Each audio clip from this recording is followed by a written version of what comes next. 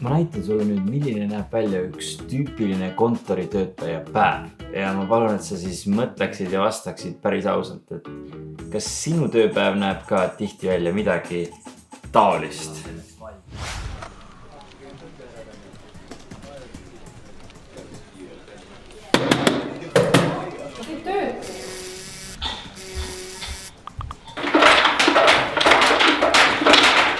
Kuidas sulle tundub, aga minu arust on see üsna hea tiim saada selline pakkumine selle hinna eest. Sorry korra, kiiretsega. Ma pean selle pakkumise poole tunni pärast jälle saatma, et mul on 2 tikki.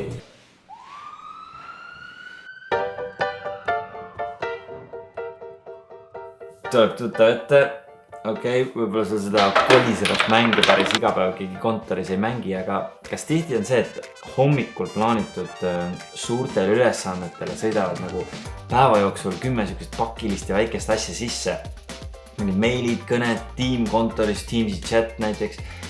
Ja koosolekute vahel on väiksed augud, aga siis ei ole mõtet ju nagu mingeid nii-öelda suuri asju ette võtta. Ja siis juhtubki taas, et need raskemad ja olulisemad ülesanded ja projektid lükkuvad edasi ja edasi. Mina olen Valdur produktiivsusklubist ja me oleme käinud koolitamas rohkem kui 200 ettevõttes. Ja need on tõesti olnud need küsimused, mis alati tekivad. Aga on olemas üks konkreetne harjumus, mis aitab sinul endal ja sinu tiimil paremini keskenduda.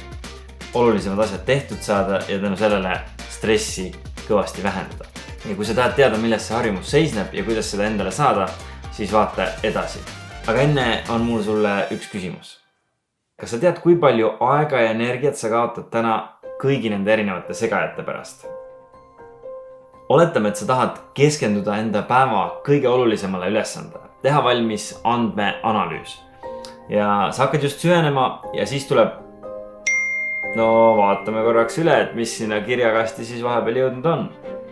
Aga isegi kui sa paned selle meili ruttu kinni ja tagasi andmeanalüüsi juurde pöördud, siis on juhtunud üks ebameeldiv asi. Nimelt uuringud on näidanud, et ühelt ülesandelt teisele ümber lülitamisega jäävad meile tähelepanu jääknähud, inglise keeles attention residue, eelmisest ülesandest. Ehk siis mingi osa sinu ajust tegeleb veel selle meiliga võib-olla 10, võib-olla isegi 20 minutit edasi.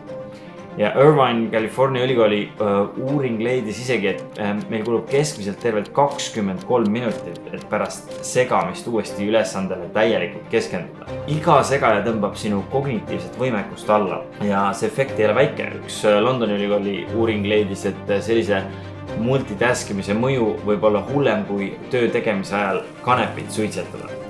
Nii et selle uuringu järgi sul oleks pidevalt meilide vaatamise asemel mõistlik hoopis mitte suitsetada kanepit ja mitte meile vaadata, vaid päriselt ühele asjale korraga keskenduda.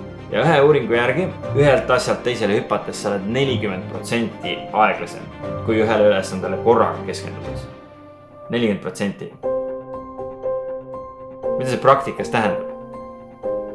Me hiljuti käisime produktiivsusklubiga ühes ettevõttes meie tõelise keskendumise koolitust tegemas ja ettevõtte juht ütles pärast, et ta ei suutnud oma elevust endale hoida, sest tänu sellele uuele harjumusele ta sai lõpuks kõik oma nädalasse planeeritud tööasjad tehtud. Kas sina tahaksid enda elus sama efekti kogeda? See, mida sa vajad, on sügava töö harjumus. See termin pärineb Cal Newportilt, kes kirjutas 2016. aastal sama pealkirjaga raamatu.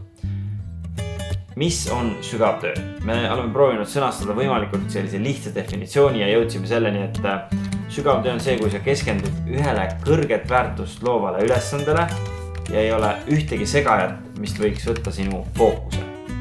Ja vaatame korraks seda definitsiooni lähemalt. Mida tähendab kõrget väärtust loov ülesanne?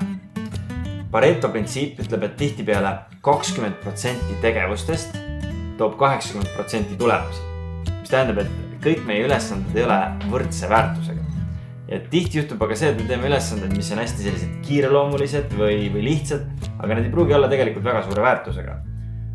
Kui algul produktiivsusklubis e-kursuse avasime, siis me tegime inimestele arveid käsitsi. Klientide arvetega seotud probleemide lahendamine või siuke esmapilgul tunduda tähtis ja kiire ja sellega me siis loomulikult tegelesime, aga me saime aru, et see on väga ebaefektiivne ja me otsustasime, et arvete väljastamine tuleks automatiseerida. Pikas perspektiivis toob automatiseerimise projekt kordades kõrgemat väärtust, sest kliendid saavad oma arved automaatselt kätte ja varasemalt käsitööd ei peagi enam tegema. Ja esimene pool definitsioonist tähendabki seda, et sina oled esiteks enda jaoks nagu läbi mõelnud, et mis on sinu rollist lähtuvalt praegu need prioriteedid ja olulised ülesanded. Ja teiseks, et sa päriselt tegeled sügava töö ajal kõige olulisema ülesandega. Mida tähendab, et sul ei ole ühtegi segajat, see teine pool definitsioonist. See tähendab, et sa oled teadlikult mõelnud plaani ja tegutsenud selle nimel, et sa saaksid sügava töö ajal fokusseeritud tööd teha. Et midagi ei tõmbaks su tähelepanu kõrvale. Ei olegi mõeldav, et sa suudad ma ei tea, 8 tundi järjest lihtsalt keskenduda ühele asjale, et muust maailmast täielikult välja lõigatud. Kui aga juhtub see, et sa oled 24/7 segatav, siis on väga raske ühele ülesandele üldse keskenduda, et päriselt raskeid ja olulisi asju ka tehtud saada.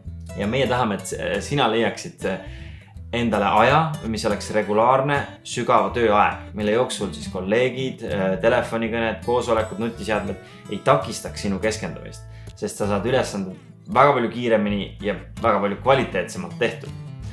Konkreetne ajaline pikkus sõltubki sinu rollist, sinu vajadustest, võimalustest ja enamasti leiavad inimesed, et mingi aeg vahemikus 1-3 tundi päevas on nende jaoks optimaalne. Ja see võimaldabki saada tehtud siis need keskendumist nõudvad ülesanded ja samas jätta piisavalt aega kõigeks muuks. Samas, kui sa oled näiteks täiskohaga kliendi teeninduses, siis tõenäoliselt ei ole iga päev mitu tundi sügavat tööd realistlik ega ka vajalik.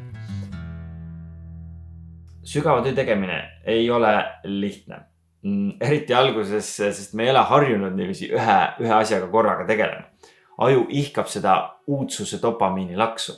Aga ma olen enda kogemuse põhjal näinud, et saadav kasu on palju suurem kui see pingutus. Loen mõned näited, mida inimesed meie koolitustelt on öelnud, mida sügava tööaeg neile annab.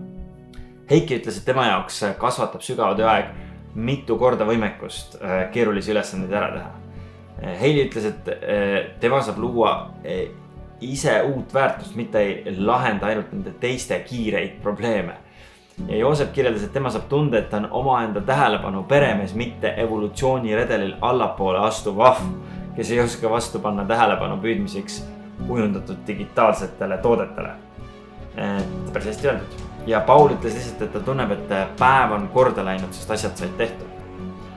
Aga kõige olulisem on see, et mida sa ise sellest arvad. Mida sügava tööaeg sulle annab? Mõtled praegu on ju.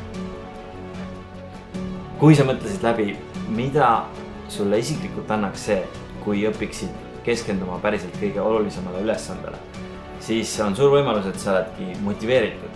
Tunne on hea, hakkame asjaga pihta. See on väga tore, ainult et üks probleem on. Motivatsiooni ei aita. Mida? Sügav töö ongi just kui trenni tegemine. Me teame nagu trennigi puhul, et keskendunud töötamine on oluline. Küsimus on selles, et kuidas see päriselt enda jaoks toimima panna. Ja sügava töö rakendamise juures on mitmeid olulisi nüansse, mis tuleb enda jaoks läbi mõelda. Ja seda me tahamegi aidata sul järgmises videos teha, kui sa saad panna paika enda isikliku sügava tööplaani, et võiksid sellest tõeliselt edukas olla. Kohtume!